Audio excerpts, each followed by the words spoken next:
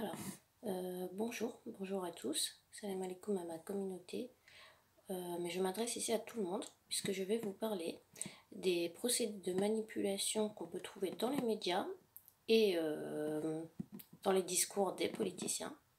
Donc cette vidéo s'adresse à tout le monde. C'est un sujet qui m'intéresse et me passionne depuis plusieurs années.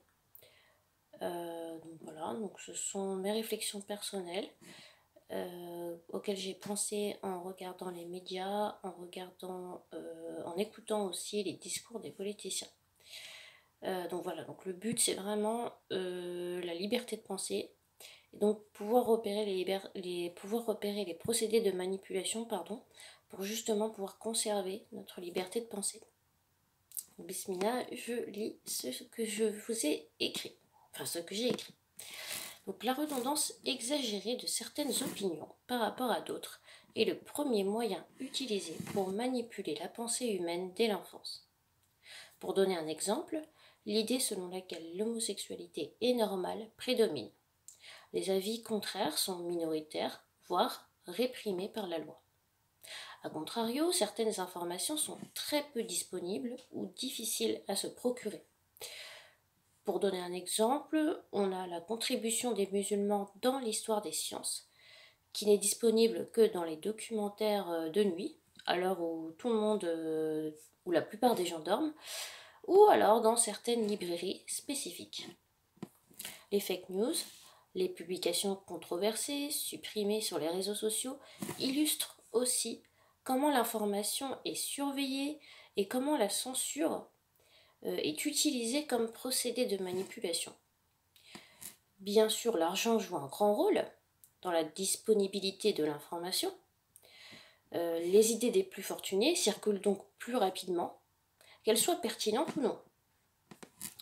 Donc deuxièmement, je vous parle de l'argument d'autorité. Je voulais parler de l'argument d'autorité, donc argument entre guillemets, parce qu'il ne s'agit pas d'argumentation en vérité. Donc il s'agit de se présenter en tant qu'expert d'un domaine pour défendre une opinion personnelle sans l'argumenter, alors même que ses homologues ne sont pas nécessairement d'accord. Par exemple, ce serait un médecin qui déclare « Je suis docteur en médecine et je déclare que les vaccins sont dangereux ». Donc il dirait cela alors qu'il n'a aucune preuve de ce qu'il avance, mais il utilise sa profession comme une raison suffisante pour donner du crédit à son propos. Troisièmement, il y a la décrédibilisation ou la dérision. Donc il est courant de constater que, en effet, on associe la personne et son idée. Donc, ainsi, la réputation de la personne peut aussi être utilisée pour discréditer son opinion. Donc c'est le cas pour un groupe de personnes et leur point de vue aussi. Donc, par exemple, il y a des personnes qui vont dire « Ceux qui disent que l'avortement est un infanticide sont des personnes réactionnaires, arriérées, qui n'évoluent pas avec leur temps. » Il n'a ici aucun argument, il ne fait que discréditer un groupe de personnes pour ridiculiser, en un sens, leur point de vue. Donc la méthode similaire est de manipuler en ridiculisant l'idée elle-même. Donc on a alors la volonté de faire adhérer son auditoire à une idée, sans argumenter, mais en ridiculisant le point de vue inverse et en exagérant volontairement, tout en parlant des extrêmes. Pour donner un exemple, si on dit à quelqu'un que l'on pense qu'une démocratie a des inconvénients, elle pourra tourner cette idée en dérision en répondant « Mais alors tu penses qu'il serait préférable de vivre dans un régime dictatorial où la police peut nous battre avec des coups de bâton ?» Donc ici, le juste milieu entre les deux régimes, d'une part la démocratie et d'autre part un régime, une dictature extrême, le juste milieu entre les deux est totalement nié.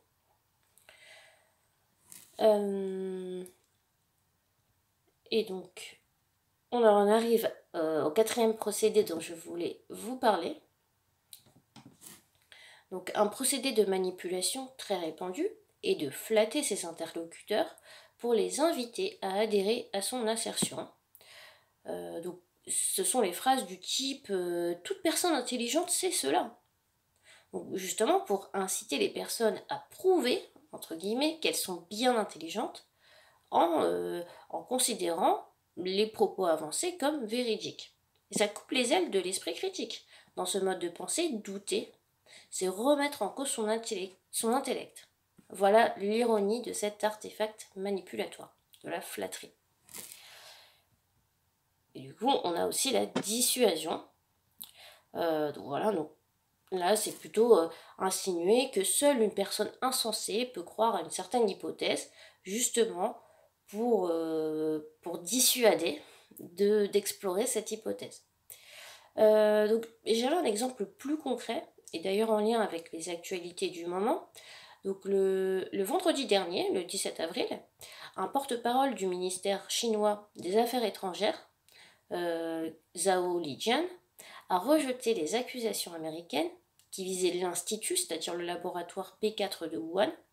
Et donc il a dit toute personne sensée comprend vite que l'objectif de ces allégations est de créer la confusion, de détourner l'attention et de fuir ses responsabilités. Donc ici on voit bien qu'il commence en disant que toute personne sensée est censée savoir ça pour inciter quelque part les personnes à adhérer à son idée alors qu'il ne donne pas d'argument, et donc insinuer que si une personne n'est pas d'accord avec lui, elle serait insensée. Et donc dernièrement, on a aussi le langage verbal et non verbal. Donc pour le langage verbal, on a plusieurs artifices manipulatoires qui peuvent être employés. Parler beaucoup, avec des mots choisis, tordre le sens des mots et pinailler sur des détails sont autant d'outils utilisés, notamment par les politiciens. Dans l'inconscient collectif, la logorée est synonyme de savoir. S'il a tant de choses à dire, se dira-t-on. S'il a tant de choses à dire, c'est qu'il doit savoir de quoi il parle. C'est un paraître en fait. Et de plus, les rhéteurs habiles n'utilisent aucun mot par hasard. Ils emploient plutôt à dessein, quitte même à mentir. Par exemple, parler d'interruption volontaire de grossesse plutôt que d'avortement n'a rien d'anodin. En français, dans n'importe quel dictionnaire, l'interruption, c'est la suspension provisoire d'un processus que l'on pourra reprendre ensuite, ce qui n'est bien sûr pas le cas d'un avortement. On voit bien que le sens des mots peut être tordu pour manipuler l'auditoire. Et donc, au niveau du langage non verbal, il y a bien évidemment le volume de la voix, le fait de parler fort, le ton, l'air assuré, le fait de montrer qu'on est convaincu de ce qu'on dit. Il ne s'agit pas de raisonnement, mais juste d'apparat, d'artifice, d'apparence. Voilà. Donc, pour conclure, je vais tout simplement vous remercier de m'avoir écouté, d'avoir visionné ma vidéo. J'aimerais aussi, je vous invite, si vous avez d'autres procédés de manipulation auxquels vous avez pensé mais que je n'ai pas mentionné, je vous invite à en faire part dans les commentaires et à commenter de toute manière, à donner votre avis sur cette vidéo, à liker, à partager aussi s'il vous plaît. C'est l'une de mes toutes premières vidéos. Voilà, je me lance. Donc Inch'Allah, c'est la première mais pas la dernière. Donc voilà, donc le but c'est vraiment de sortir, de vraiment repérer les manipulations des médias et des politiciens, d'être libre en fait, tout simplement, de pouvoir penser librement, de penser réellement, de revenir à notre réelle pensée et de ne pas laisser les autres, notamment les médias, penser à notre place. Je pense que c'est extrêmement important et à mon sens, la liberté de penser, c'est même la première de toutes les libertés. Voilà, je vous remercie énormément et je vous souhaite le meilleur et la protection en cette période de confinement. Et voilà, que Dieu nous préserve, Inch'Allah. Et pour les non-musulmans, bah, que Dieu vous amène vers le meilleur aussi, vers l'islam, Inch'Allah. Voilà. Bonne journée ou bonne soirée. Au revoir.